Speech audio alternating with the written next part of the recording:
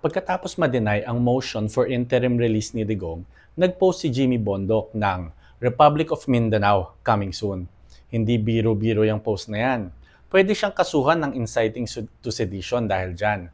Under Article 139 of the Revised Penal Code, may inciting to sedition kapag ang isang tao ay nanawagan or nang udyok ng pagkalas sa gobyerno.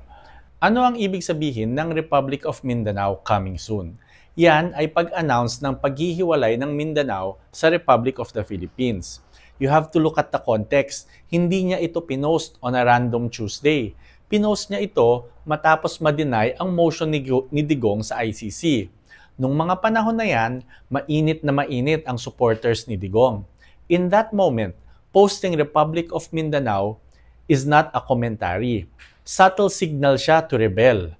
Political call siya to break away dahil hindi nila nakuha ang gusto nila. And si Jimmy Bondoc, he is a public figure. May influence siya, connections, may pro-Duterte audience siya.